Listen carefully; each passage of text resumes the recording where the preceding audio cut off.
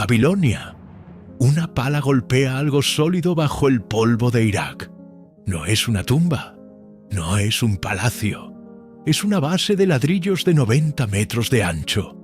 Una masa de barro y asfalto tan pesada que, según la lógica de la época, no debería sostenerse. El Génesis dice que Dios detuvo la construcción con un rayo. La arqueología acaba de encontrar las pruebas de que nos mintieron. Millones de ladrillos. Una montaña artificial diseñada para arañar el cielo. Olvida el mito. Olvida los cuentos de escuela. Lo que desenterraron no fue una leyenda. Fue una anomalía de ingeniería que sobrevivió 5000 años. La Biblia dice que la torre cayó. El suelo de Babilonia dice que apenas estamos empezando a entender su escala. ¿Fue un castigo divino o el mayor proyecto fallido de la historia? Lo que vas a ver ahora no es religión. Es piedra, sangre y una estructura que nunca debió ser construida. Empezamos. Las civilizaciones mueren. Las ciudades caen.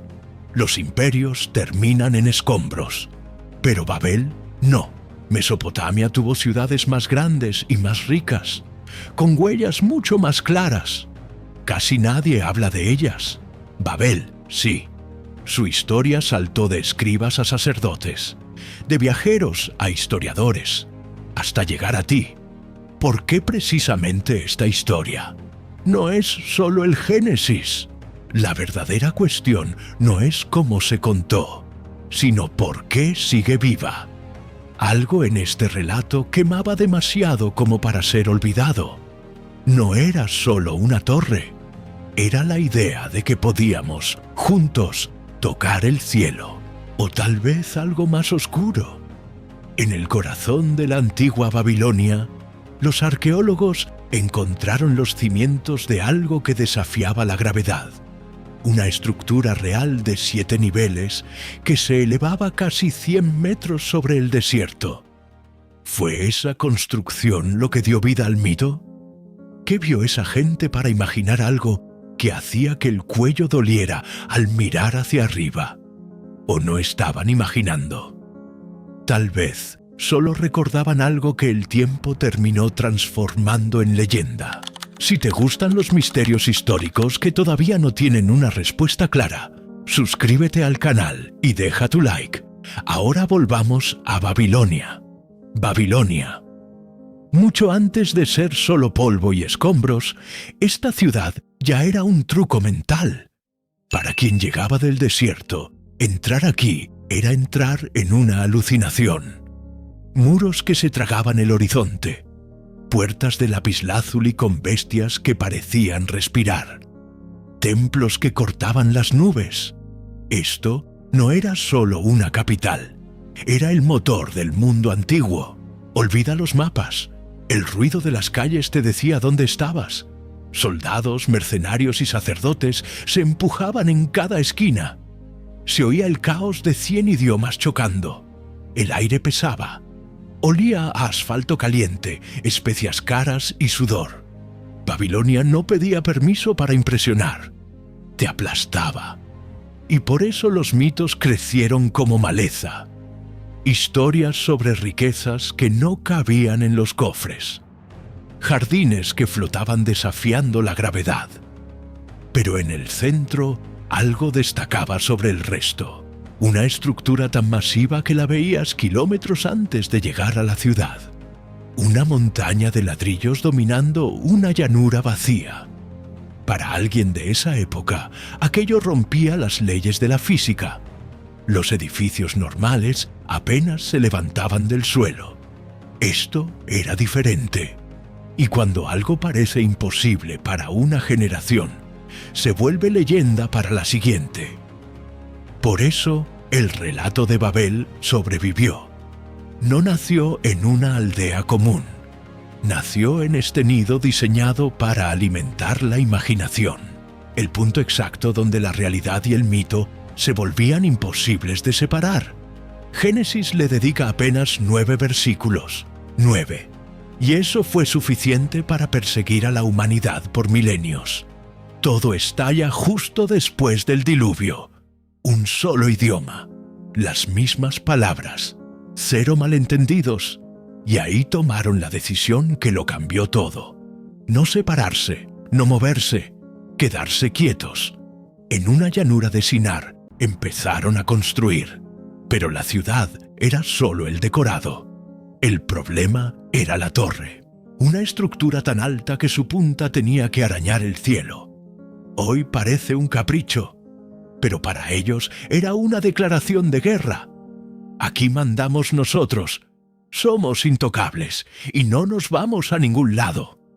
El relato dice que Dios bajó a mirar, vio la ciudad, vio la torre, pero vio algo peor. Vio a una humanidad moviéndose como un solo bloque.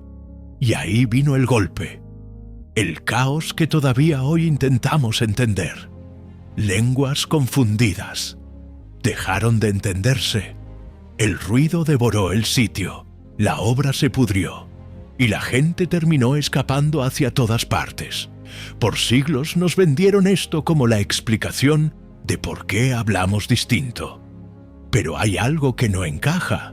El misterio real no es el idioma, es la torre misma. Olviden el simbolismo un segundo. Hagan la pregunta lógica. ¿Por qué una torre? ¿Por qué no un muro impenetrable? ¿O un palacio gigante? ¿Por qué construir algo tan alto que parecía un insulto al cielo? Quizás no era solo una imagen poderosa. Quizás, hace miles de años, existió algo tan brutal que la memoria colectiva simplemente no pudo olvidarlo. Una huella que sobrevivió mucho después de que los ladrillos se hicieran polvo. Durante mucho tiempo, esa pregunta no tenía respuesta. La arqueología podía explicar ciudades, podía explicar imperios, podía explicar guerras, pero no podía explicar Babel. Porque durante siglos no existía nada, ni una torre, ni una ruina reconocible, ni una prueba capaz de conectar la historia con el mundo real. Y cuanto más pasaba el tiempo, más cómoda parecía la explicación tradicional. La Torre de Babel era un mito, fin de la historia. Pero entonces comenzaron las excavaciones, y las cosas se complicaron. Cuando las palas finalmente tocaron el fondo, equipos de arqueólogos llegaron con una idea sencilla: reconstruir la ciudad perdida. Lo que encontraron fue otra cosa. Debajo de capas de arena, ladrillos derrumbados y siglos de destrucción, apareció la evidencia de un proyecto gigantesco. No una casa, no un templo común, algo construido a una escala que no encajaba con la mayoría de las ciudades antiguas. Los arqueólogos comenzaron a medir, comparar, excavar, y poco a poco apareció un problema inesperado. La historia de Babel hablaba de una torre monstruosa, y las ruinas parecían sugerir que, en el centro de Babilonia, realmente había existido una construcción que no debería estar allí. Eso no demostraba nada, pero destruía una idea muy cómoda. La idea de que la historia había surgido completamente de la imaginación.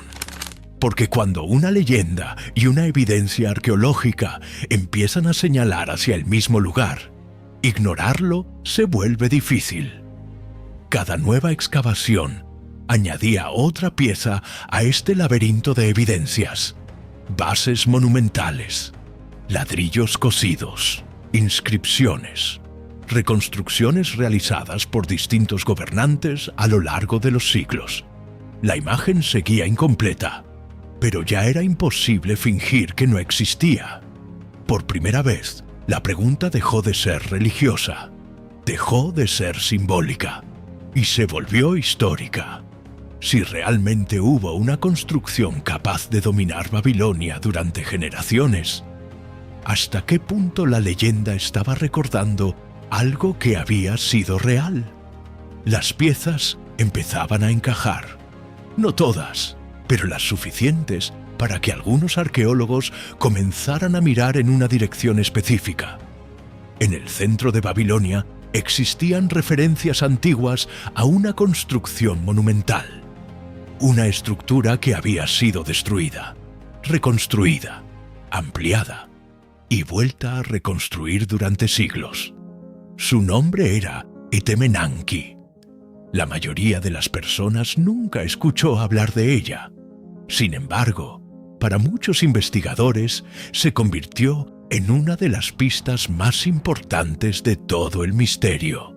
Los textos antiguos la describían como una construcción gigantesca levantada en el corazón de Babilonia. Una estructura escalonada que dominaba el paisaje mucho antes de que existieran edificios modernos capaces de competir con ella. Era un coloso de ladrillos que aplastaba cualquier otra construcción. Su influencia también. Generaciones enteras crecieron viéndola elevarse sobre la ciudad.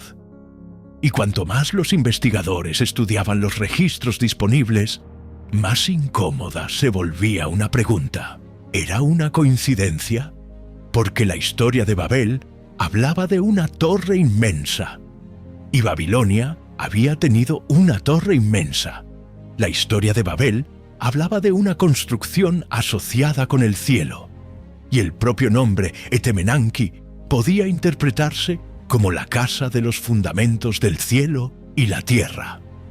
La historia de Babel había sobrevivido durante milenios, y Etemenanki había sido uno de los monumentos más impresionantes de todo el mundo antiguo. Ninguna de estas cosas demostraba que fueran la misma estructura, pero juntas formaban algo difícil de ignorar. Por primera vez aparecía un candidato real, no una teoría abstracta, no una interpretación simbólica.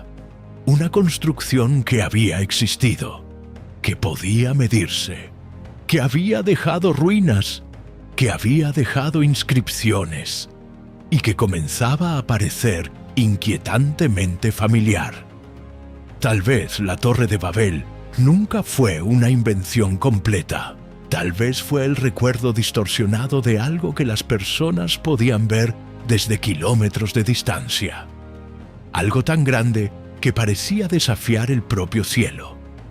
Las palas se detuvieron, pero la pelea en los laboratorios sigue, y va para largo. La verdad es cruda. Nunca apareció una inscripción que dijera: «Esta es la Torre de Babel», sin pruebas definitivas, sin respuestas perfectas. Pero las pistas están ahí, y son muchas. Cuando los investigadores cruzan la historia con Babilonia, las coincidencias se amontonan.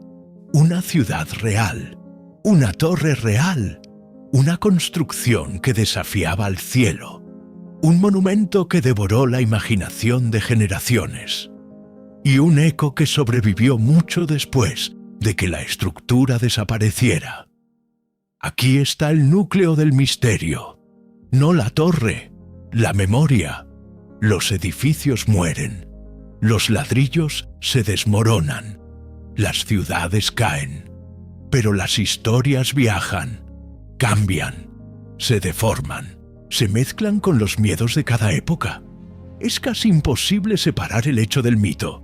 Fue lo que pasó aquí. Una construcción real alimentó la voz, y esa cicatriz creció mientras los constructores desaparecían. O al revés. La leyenda transformó cómo recordamos la piedra. ¿Certeza? Solo una. Se fundieron. La torre y el relato. La ruina y el mito. La arqueología y la memoria. Por eso Babel nos persigue. No pertenece del todo a la historia. Tampoco del todo a la leyenda. Se queda atrapada en el medio, donde los hechos terminan y el mito empieza. Donde una pregunta resiste hace milenios. ¿Qué hay de real detrás de la Torre de Babel? Las palas chocaron con algo que el tiempo juraba que era solo un cuento. Lo que encontraron fue un estorbo, una pregunta, bajo la arena, el peso de ladrillos reales, una masa de barro y betún tan bruta que todavía hoy aplasta el horizonte de Mesopotamia. ¿Era la Torre de Babel? Nadie lo prueba. Tal vez nadie lo pruebe nunca. Pero tras 2000 años, el mito ganó aristas. Y esa es la respuesta. No que la leyenda sea verdad, ni que sea mentira. Es que detrás del folclore existe la cicatriz de algo físico, algo tan denso e imposible que ni el desierto logró enterrar.